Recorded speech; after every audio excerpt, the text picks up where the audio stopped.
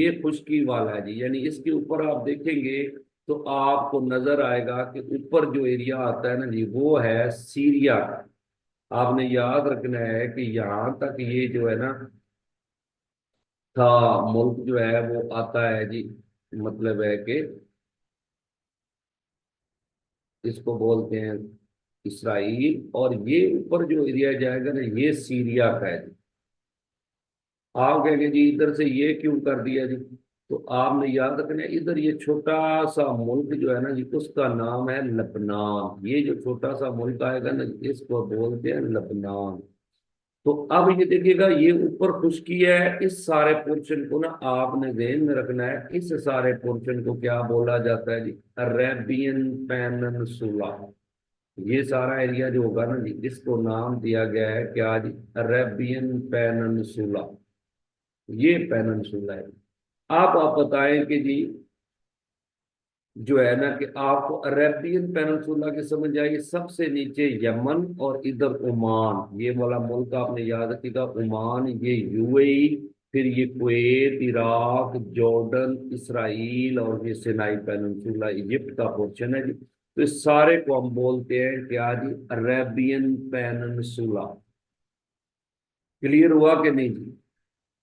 सारे दोस्त एक दफा कमेंट कीजिएगा जी, और मतलब है कि बताइएगा कि आप लोगों को ये क्लियर हुआ कि नहीं। अरेबियन पेनिनसुला, क्योंकि आज हमने इस्लामिक हिस्ट्री पढ़नी है, तो स्टार्ट मतलब है कि हो रहा है इंशाल्लाह, पूरे सुकून के साथ मजे के साथ पढ़ेंगे, और आपका फीडबैक चाहिए जी। आप सारे दोस्त जो है ना जी, जी मेरे भाई बहरीन जो है ना जी, वो यहाँ पे एक आईलैंड है इस जगह पे, वो अरेबियन पेनिनसुला का हिस्सा नहीं है जी। ठीक है ना जी, वो बहरीन जो है ना जी, आपको पता है उसे आइजल ऑफ पर्ल भी बोला जाता है। ठीक है ना जी, बहरीन जो है वो आइलैंड है, इस वजह से उसको हम अरेबियन पेनिनसुला का हिस्सा नहीं मानते जी। वैसे जब हम पढ़ेंगे तो कंट्रीज में तो वो डालेंगे, क्योंकि ना जब मिडल ईस्ट आ जाता है तो फिर वो बहरीन भी बीच में आएगा जी। लेकिन जब हम अरेबियन पेनिनसुला की बात करेंगे तो फिर हम उसको नहीं डालेंगे। यहाँ तक जी बताइएगा जी सारे दोस्तों को, ताकि आगे फिर हम चलें जी। ताकि अब आप देखेंगे कोई पूछे आपसे अरेबियन पेनिनसुला के ममालिक, तो आपने याद रखना है सबसे बड़ा कंट्री सऊदी अरेबिया, उसके नीचे यमन, यमन के साथ ओमान, ओमान के साथ यूएई, फिर कुवैत, और एक कंट्री यहाँ पे रह गया था, सॉरी ये ना कतर है जी इस जगह पे। आपने याद रखिएगा एक मुल्क ये रह गया था, कतर। ठीक है ना जी? मेरे भाई आप बात गलत कर रहे हैं ना, अबू मूसा आइलैंड है ना जी, आइलैंड को फिर पेनिनसुला में कैसे डालूं, आप खुद बताएं। जब आइलैंड है, आइलैंड का मतलब क्या है कि जो जिसके चारों तरफ पानी है जी। ठीक है ना जी? फिर भी मैं जो है कि वो चीजें जो ऐड नहीं है ना, उनको हम क्यों ज्योग्राफी नहीं पढ़ रहे हैं, हम जस्ट मतलब है कि आपको बता रहे हैं अरेबियन पेनिनसुला, क्योंकि हमने इसको डिस्प्यूटेड चीजें हैं, वो आइलैंड है। अगर वो इधर टच होते ना तो फिर हम उनको ऐड करते ना जी। तो अब याद रखिएगा जी कि कतर यहाँ पे आएगा, दोबारा देखने Saudi Arabia, Yemen, Oman, UAE, Qatar, Kuwait, Iraq, Jordan, Israel और सिनाई पेनिनसुला। इस सारे को हमने क्या नाम दिया जी, अरेबियन पेनिनसुला। अरेबियन पेनिनसुला है जी। तो ये आपने यहाँ तक अपना फीडबैक दें सारे दोस्त जो हैं, कि आपको ये वाला पोर्शन समझ आ गया जी, कि इस तरफ पर्शियन गल्फ है, और फिर स्टेट ऑफ हॉर्मज, ये अरेबियन सी, और इधर रेड सी आ जाता है जी। एक दफा फीडबैक अपना दीजिएगा जी, ताकि मैं फिर आपको मतलब मजीद आगे लेके चलूं जी।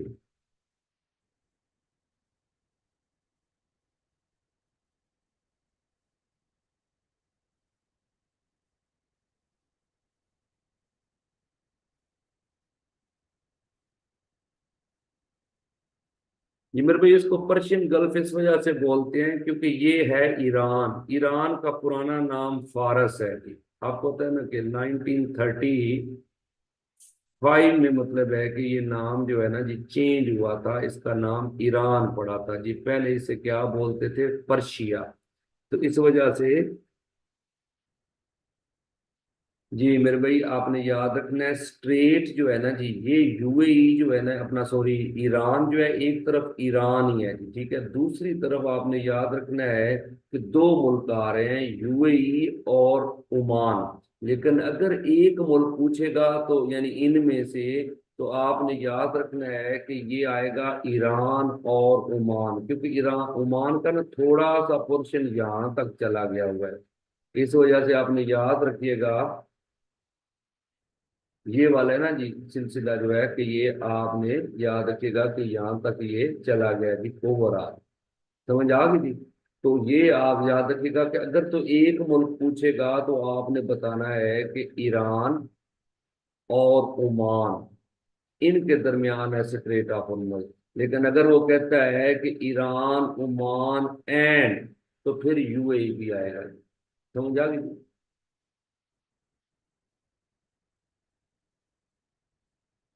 समझ आ गई कि नहीं? क्लियर हो गया जी। तो अब याद रखिएगा कि ये वाला स्ट्रेट ऑफ हॉर्मज जो है, ये तीन ममालिक के दरमियान आती है। नहीं, इराबियन पेनिनसुला में मेरे भाई अब फिर डेफिनेशन से हट रहे हैं ना जी। डेफिनेशन आपने ध्यान में रखनी है कि ईरान जो है अपना, देखे ना कि तीन साइडों पे पानी है। ईरान के तो ये इस साइड पे पानी लगता है, ऊपर सारी खुश्की आती है। तो ये देखिए ना, यहाँ से लेके यहाँ तक आपने ध्यान में रखिएगा। ठीक है ना जी। और मेरे भाई गल्फ ऑफ ओमान यहाँ पे है ना, ये वाली गल्फ ऑफ ओमान है जी, ठीक है ना जी। ये पर्शियन गल्फ है जी। तो बेसिकली जो है वो मेरा, मैं वही बार बार आपको कह रहा हूँ कि हमारा टॉपिक वो नहीं है, हमारा टॉपिक है इस्लामिक हिस्ट्री।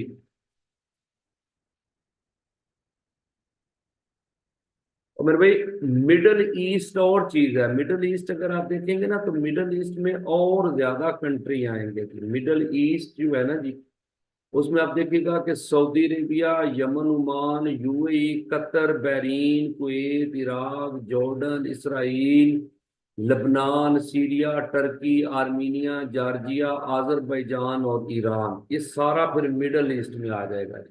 समझ आ गई?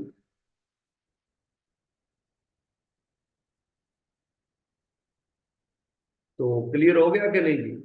यहाँ तक बताइएगा जो दोस्त सारे हैं ना, कि यहाँ पे अरबियन पेनिनसुला, क्योंकि हमने इस्लामिक हिस्ट्री की तरफ जाना है, आप मुझे ना ज्योग्राफी की तरफ ले जा रहे हैं उधर। मतलब है कि फिर वो लंबा हो जाएगा जी, क्योंकि ज्योग्राफिकल फीचर्स हमारा टॉपिक नहीं है, हमारा टॉपिक है इस्लामिक हिस्ट्री। इसकी हद तक बताएं कि आप लोगों को वो समझ आई है कि नहीं ना जी।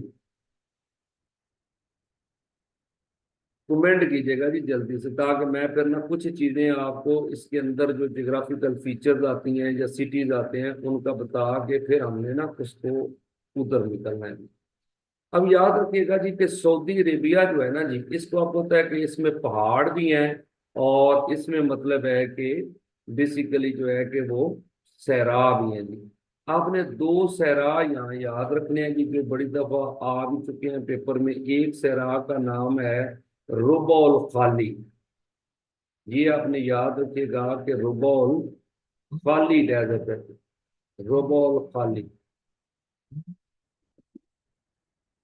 जी अस्सलाम वालेकुम। हेलो दीदी, और नाम? दीदी आवाज आ रही है भाई?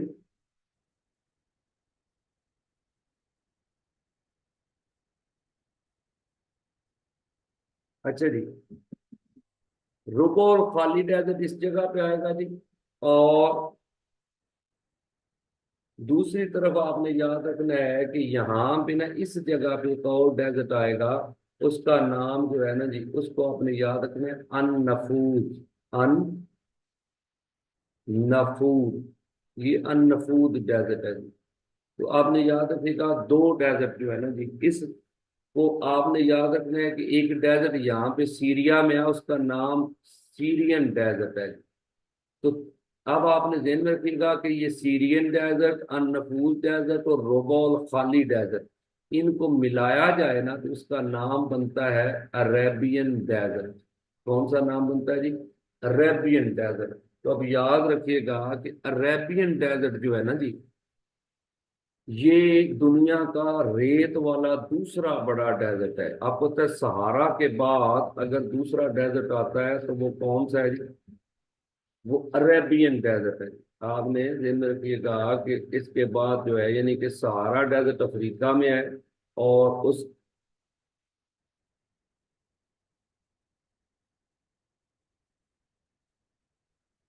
क्लियर हो गया जी। तो आप है ना ध्यान में रखिएगा कि ये वाला जो है ना इस सारे को इकट्ठा करेंगे तो क्या बनेगा जी, अरेबियन डेजर्ट। दो डेजर्ट जरूर याद रखिएगा, पेपरों में आए हुए हैं, रोबोल खाली डेजर्ट और अनफूस डेजर्ट। ये आपने ना ध्यान में रखना। फिर इधर आप देखिएगा जी कि जो माउंटेन है ना जी, यहाँ पे इस एरिया में जो माउंटेन आती है ना जी, उसका नाम आपने याद रखिएगा, आसीर माउंटेन है। आसीर माउंटेन आपने ना याद रखना है जी कि आसीर, आसीर माउंटेन। ये बेसिकली तो ऊपर तक आसीर ही जाती है जी, लेकिन इसको अगर दो हिस्सों में डिवाइड किया जाए तो इस वाली माउंटेन को बोलते हैं हिजाज माउंटेन। यानी ये ऊपर वाले हिस्से को ना इसका नाम क्या पड़ जाता है जी, हिजाज। हिजाज माउंटेन आ जाती है जी। तो ये बेसिकली ये सारे को आसीर माउंटेन भी बोला जाता है। समझ आ गई जी।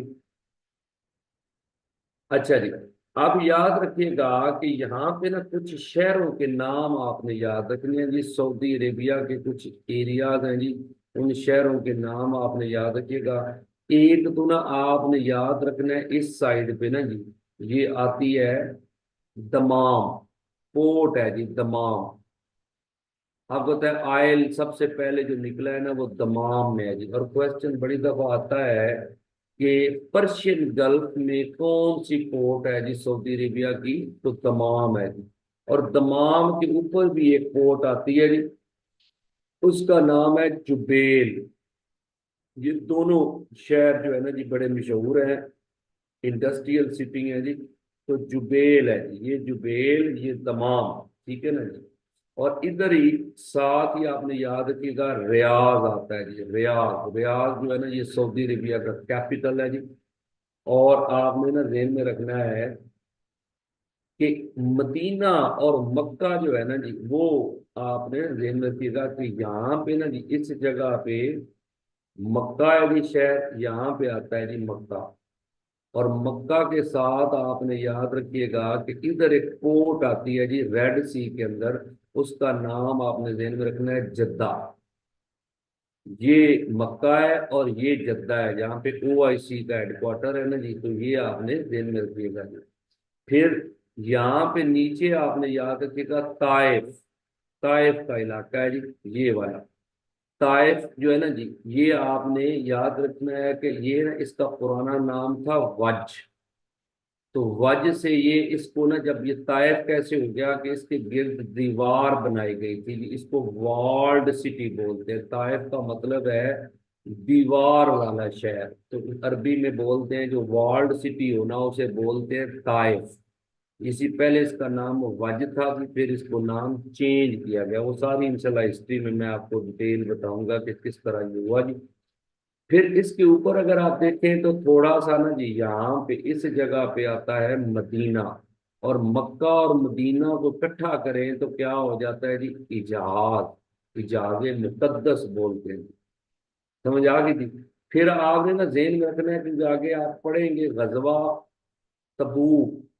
तो ये शहर है जी तबूक का। यहाँ पे सरकार दो आलम सल्लल्लाहु अलैहि वसल्लम ने ना 9 हिजरी को यहाँ पे आप सल्लल्लाहु अलैहि वसल्लम ने ना अटैक किया था, यानी गजवा तबूक हुआ था जी। और इसी एरिया में एक नया शहर जो है ना जी, वो नियोन के नाम से ना जी आपको पता है एक शहर जो है वो बना रहा है सऊदी अरेबिया, एक बड़ा शहर जो है ना जी। तो आप दोस्तों को पता है जी नया शहर यहाँ पे बस रहा है जिसको बड़ा टेक्निकल चीजें तैयार किया जा रहा है जी, नियोन के नाम से ना जी। और ये जो एरिया है ना जॉर्डन का, यहाँ पे एक चीज याद रखिएगा, बड़ी मशहूर हिस्टोरिकल प्लेस है, उसका नाम है पेट्रा। पेट्रा एक हिस्टोरिकल प्लेस है, वर्ल्ड हेरिटेज में भी आता है जी। तो पेट्रा आपने याद रखना है जी, यहाँ पे ये जॉर्डन के इलाके में आता है। समझ आ गई जी। तो ये तो थी जस्ट आपको मतलब है कि कुछ इस एरिया की ना इंफॉर्मेशन। तो अब सारे दोस्त जो है ना एक दफा कमेंट कीजिएगा जी कि आप लोगों को मतलब है कि ये जो हमने इंफॉर्मेशन दी ये क्या समझ आई है कि नहीं। और दूसरा मतलब है कि आपने ये बताना है कि इस पैटर्न से आपको ये समझ आ रही है ना जी।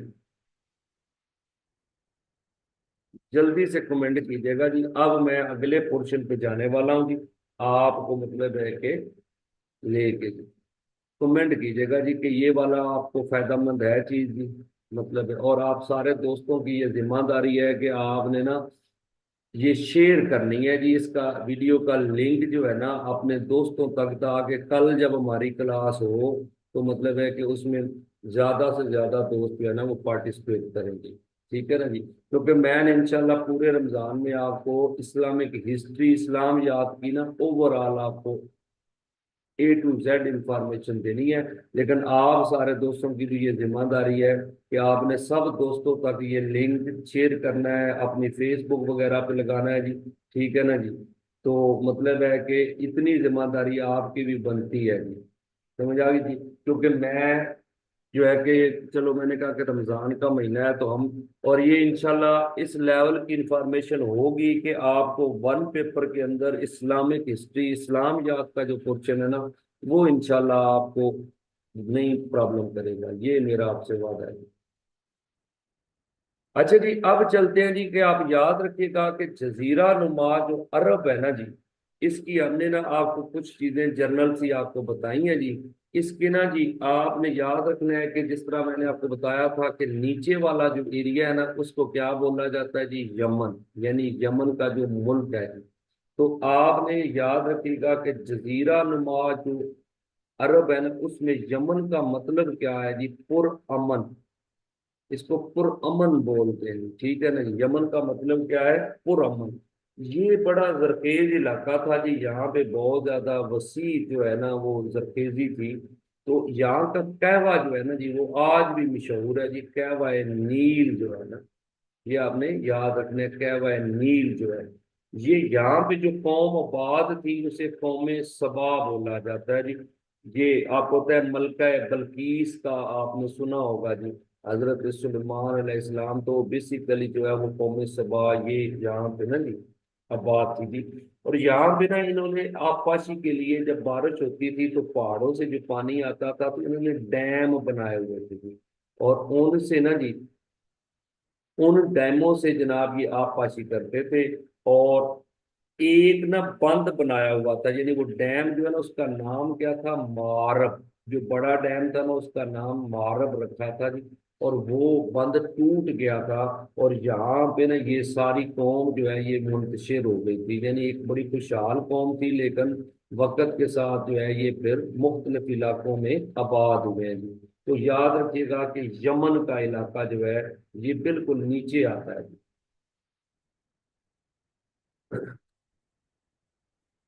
जी जी सिस्टर सीरत फातिमा ने मैसेज किया क्या। जी जी। अच्छा जी, आप याद रखिएगा कि आगे आप देखें कि मैंने आपको बताया कि कोई आपसे पूछे कि हिजाज जो है ना जी वो कौन सा इलाका है, तो मक्का और मदीना का इलाका जो है ना जी उसको क्या बोला जाता है, हिजाज। एक इलाका आपने याद रखिएगा नजद भी है जी, नजद। नजद बेसिकली रियाज का जो इलाका है ना जी, सऊदी अरेबिया में रियाज, ठीक है ना, जो कैपिटल है, इसको नजद बोला जाता है। इसी वजह से आपको पता है जो गवर्नमेंट है ना जी उसको नजदी गवर्नमेंट बोलते हैं जी। यानी जो आजकल आपको पता है आले सऊद है ना जी उनको नजदी रूलर बोला जाता है, क्योंकि उनका कैपिटल, उनकी जो हुकूमत है वो स्टार्ट नजद से हुई है, रियाज से। फिर यमन के बिल्कुल ऊपर का इलाका अगर आप देखेंगे ना जी, ये वाला, यहाँ पे हजरे मौत है जी। ये एक इलाका है जिसको हम क्या बोलते हैं जी, हजरे मौत। ये इलाका भी आपने याद रखिएगा जी। इधर ही आपने ना इस साइल पे देखेंगे तो यहाँ पे ना नजरान, नजरान का इलाका आता है जी। जो बिल्कुल ना आप देखेंगे सरकार दो आलम सल्लम को यहाँ के ईसाई मिलने गए थे। तो ये जो है ना अपना यमन, इसमें काफी उतार चढ़ाव रहा है जी हुकूमतों का ना जी। तो उनको हम देखेंगे जी। लेकिन आप याद रखिएगा कि ये कुछ इलाकों का मैंने आपको बताया कि इलाके जो थे ना जी जजीरा नुमा अरब जो है जी उसमें ना जी। अब आप लोग दोबारा से याद रखिएगा कि जो यमन का इलाका है ना, इसमें थोड़ी सी रद्दोबदल जो है ना वो हुई है, वो मैं आपके साथ जो है वो शेयर करूंगा। क्योंकि यहाँ पे कौम रहती थी, मैंने आपको बताया था कि कौम में सबा रहती थी, ठीक है ना जी। तो वो जब ये बंद टूटा था तो वो मुंतशिर हो गए थे। तो इधर अगर आपको लेके जाऊं 523 एडी में, तो यहाँ पे ना जी एक हादसा हुआ था। यानी यमन के यहूदी बादशाह, यमन का बादशाह जो था ना वो एक यहूदी बादशाह था जी। उसका नाम था जुलूवास। जुलूवास ने ना अटैक कर दिया था जी, ठीक है ना जी। ठीक है ना जी। तो आप याद रखिएगा कि जुलूवास ने ना जी अटैक किया था किस पे जी? नजरान, जो मैंने इलाका आपको बताया ना जी, नजरान के ईसाई कम्युनिटी पे ना जी उसने अटैक किया था। तो जब अटैक किया तो उसने यहाँ पे ईसाइयों पे तो बहुत ज्यादा मतलब है कि कत्लो गारत की थी। तो कहते हैं कि जो 525 में ना जी एक शाह हबश ने भेजा था जी, 525 एडी में एक बंदे का नाम है अरियात। अरियात नामी सिपा सलार को ना एक बड़ी आर्मी भेज के, यानी हबशा का जो रूलर था वो आपने याद रखिएगा इथोपिया का, वो ईसाई था। वो ईसाई रूलर था और उसने मतलब है कि एक बड़ी आर्मी जो है ना जी वो दे के भेजा था। तकरीबन 70,000 की आर्मी थी जी, अरियात नामी सिपा सलार को उसने ये दी थी जी, 70,000 की आर्मी। तो उसने कहा कि आपने बदला लेना है जी जुनवास से। तो कहते हैं कि इस फौज ने यमन पे कब्जा कर लिया। यमन पे कब्जा यानी ईसाई कब्जा हो गया था जी। और ये जो अरियात है ना जी, इसी की फौज में से एक बंदा था, उसका नाम है अबरा। अबरा ने कत्ल कर दिया था अरियात को और फिर खुद रूलर बन गया था यमन की अर्थ। तो आप याद रखिएगा कि यहाँ पे ना जी कि जो अबरा है ना जी, इसको जेल में रखिएगा। इसी का अटैक हुआ है 570 एडी में। कहाँ पे जी? मक्का पे। क्योंकि आपने याद रखिएगा सूरत फील आपने पढ़ी होगी जी, अलम तरा कैफ फअल रब्बुका बि असहाबिल फील। तो याद रखिएगा कि ये अबरा का बेसिकली ये गवर्नर था हबशा की तरफ से, जो मतलब है कि इन्होंने आके इधर कब्जा किया था। यानी 523 में स्टार्ट हुआ है काम, 525 में इन्होंने कब्जा कर लिया। फिर ये अबरा को जरूरत क्या पड़ी कि ये मक्का पे आके अटैक करे। आप देखें ना, ये यमन है जी, तो यमन से ये मक्का आया जी यहाँ, ठीक है ना जी। इसने आके अटैक किया जी। तो अब याद रखिएगा, कहते हैं कि अबरा जो है ना जी, इसने एक चर्च बनवाया था जी। और ये चाहता था कि ये सारी दुनिया के लोग ना इस चर्च के पास आए जी। समझ आ गई जी? तो जी मेरे भाई, मैं सारी चीजें बताऊंगा, आप सुनेंगे ना। आप रेलिवेंट जो समझ नहीं आती ना उसका अगर आप कमेंट करेंगे ना तो ज्यादा आपको फायदा होगा। चीजें हर चीज बताऊंगा, कोई मसला नहीं है। वो हर चीज आपको बताऊंगा। कौमे आद जो है ना जी, वो बेसिकली जो है ना ये हजरे मौत का एरिया है जी। ये कौमे आद और समूद जो है ना इस एरिया में रही हैं जी, ठीक है ना। हजरे मौत का इलाका है। हजरत जो है ना हूद अलैहिस्सलाम की कौम और हजरत सालेह अलैहिस्सलाम की कौम, ये यहाँ पे अभी भी खंडरात है उनकी ना, मतलब है कि ये हजरे मौत के एरिए में मतलब है रही थी।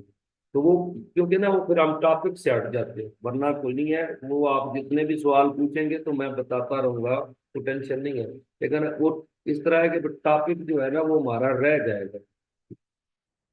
तो अब ये समझ आ रही है ना जी ये बातों की, ठीक है ना जी। यमन की बात कर रहे थे और वहां से मैंने आपको एक स्टोरी सुनाई कि जनाब ये 523 एडी में क्या हुआ था जी, कि यहूदी बादशाह ने ईसाइयों पे हमला किया। तो फिर हबशा से एक पावर आई थी अरियात नामी सिपहसालार के अंडर 70,000 आर्मी के साथ, और इन्होंने यमन पे कब्जा किया। लेकिन बाद में अरियात को कत्ल किसने किया जी? अबरा ने। और अबरा यहाँ का रूलर बन गया था, ठीक है ना जी। और अबरा को लालच क्या था कि चर्च बनाया इसने इधर, मतलब है कि यमन में, और ये चाहता था कि लोग इसको फॉलो करें। तो कहते हैं कि एक ना बनु खजा का बंदा था जी, उसने क्या किया था इसके चर्च में ना जी गंदगी फैल दी थी, जिस वजह से ये कहते हैं कि इसको गुस्सा आया और ये कहता है कि मैं मुसल जो ये मक्का है ना जी, खाना काबा, इसको गिरा दूंगा। तो खाना काबा को गिराने के लिए इसने मतलब है कि एक बड़ी आर्मी लेके गया था। क्वेश्चन आता है कि कितनी आर्मी लेके गया था, कि 60,000 की आर्मी थी, और उसके साथ मतलब है कि हाथी थे जी, हाथियों की एक बड़ी फौज थी जी। तो कहते हैं कि अल्लाह ताला ने इस पे क्या किया जी, कि आपने सूरत फील पढ़ी होगी कि हजरत मतलब है कि सूरत फील में जिक्र आता है कि हमने हाथी वालों के साथ क्या किया। तो आपको पता है अबाबील जो है ना जी, वो अल्लाह ने भेजे थे जी। कहते हैं दुनिया का पहला जो है ना वो न्यूक्लियर बम गिराया गया था जी अबाबीलों के जरिए। कुछ साइंटिस्ट कहते हैं कि इनके पास यूरेनियम की वो तीन कंकरियां जो इन्होंने मारी थी। आपने ध्यान में रखना है कि हजरत अब्दुल मतलब जो है ना जी, हजरत अब्दुल मतलब जो है उनको मतलब है उनके इसने ऊंट पकड़ लिए थे। तो हजरत अब्दुल मतलब जब छुड़ाने गए तो कहता है जी मैं तो आपका खाना काबा गिराने आया हूँ। तो हजरत अब्दुल मतलब ने कहा जी कि खाना काबा जो है ना जिसका है वो खुद बचा लेगा, ऊंट मेरे हैं और तुम मेरे ऊंट वापस कर दो। तो अब याद रखिएगा कि ये वाकया जो है ना 570, इसे वन आमुल फील बोलते हैं। वन आमुल फील आपने याद रखना है। सॉरी, ये इसको ना आमुल फील बोलते हैं, यानी साल जो है ना, लेकिन 571 इसको बोलते हैं। 571 को बोला जाता है वन आमुल फील। जब सरकार दो आलम सल्लल्लाहु अलैहि वसल्लम इस दुनिया में तशरीफ लाया है तो उस साल को नाम दिया गया है वन आमुल फील का। तो आप याद रखिएगा जी, वन आमुल फील ये वो साल है जब आका सल्लल्लाहु अलैहि वसल्लम इस दुनिया में तशरीफ लाए थे। तो ये तो थी जी कि जस्ट मतलब है कि आपके साथ मतलब है कि डिस्कशन के आका सल्लल्लाहु अलैहि वसल्लम जो है ना जी, वो इस दुनिया में तशरीफ कैसे लाए, यानी कि उनका मतलब है कि दौर जो है उसको। जी जी मेरे भाई, तीन तीन कंकरियां होती थी जी, दो चूंच के अपना पंजों के अंदर और एक चूंच के अंदर होती थी। तीन तीन कंकरियां जो है ना हर अबाबील के पास, जो मतलब हिस्ट्री की किताबों में आई है कि तीन तीन कंकरियां जो है ना वो मारी जाती थी, ठीक है ना जी, मतलब उनके पास थी जी। तो अब ये याद रखिएगा जी कि अब ना आगे आपको लेके चलते हैं जी, कि अरबों की जो मतलब है कि किस्में है ना जी, वो आपने ना ध्यान में रखनी है कि अरब जो है ना जी, वो कितनी किस्म के अरब हैं जी। तो आपने ना ध्यान में रखिएगा कि अरबे अरब तीन किस्म के अरब हैं जी। एक है अरबे बाइदा, अरबे बाइदा इन्हें बोलते हैं जी। ये वो अरब हैं जो हिस्ट्री में आता है कि ये क्या हो गए थे जी, तबाह हो गए थे जी। इनकी मतलब है कि जिसमें हम याद करते हैं आद और समूद को जी, ये वो अरब हैं जी, हजरत हूद अलैहिस्सलाम की कौम और हजरत सालेह अलैहिस्सलाम की कौम। इन्हें अरब बाइदा बोला जाता है, यानी वो अरब जो मतलब है कि खत्म हो गए, जिनका नामो निशान ही मिट गया। फिर दूसरी तरफ आते हैं दो अरब, एक का नाम है कातानी अरब, और दूसरे अरब आपने याद रखिएगा वो है, उन्हें बोलते हैं मतलब है कि अरब मुस्तारबा भी बोलते हैं, उन्हें बोलते हैं अदनानी अरब। ये आपने याद रखिएगा, दूसरे नस्ल जो है ना उसे बोलते हैं अदनानी। ये जो कातानी है ना, इन्हें अरब आरबा भी बोला जाता है। समझ आ गई जी। ये यमन में रहते थे, जो अभी यमन की बात की है ना जी, तो ये अरब कहाँ रहते थे जी, यमन। तो आपने याद रखिएगा कि अरब आरबा, अरब जो कातानी अरब जो है ना, इन्हें क्या बोलते हैं जी, ये यमन वाले अरब हैं। और जो अरब मुस्तारबा है ना जी, इन्हें बोला जाता है अदनानी अरब। ये मतलब है कि आप याद रखिएगा मक्का वाले अरब हैं जी, ये हजरत इस्माइल की औलाद से हैं। और ये या अरब था जी, या अरब के बेटे का नाम है कातान। तो कातान से कातानी अरब, और हजरत इस्माइल की औलाद से ना जी एक आगे नस्ल में ना बंदा होता है अदनान। उससे ये अरब है अदनानी अरब। तो आप कमेंट कीजिएगा जी कि अरबों की तीन किस्में यानी तीन नस्लें आपको पता चल गई जी, अरबे बायदा, अरबे आरबा, अरबे मुस्तारबा, ये तीन है। लेकिन इन्हीं को आगे कातानी अरब और अदनानी अरब बोलते हैं जी। मतलब है कि ये कातान की औलाद से यमन बात हुई है जी, और हजरत इस्माइल की औलाद क्योंकि मक्का में, इन्हें अदनानी अरब बोला जाता है जी। यहाँ तक आप जो है ना जी वो कमेंट कीजिएगा जी कि आपको ये समझ आया कि नहीं जी।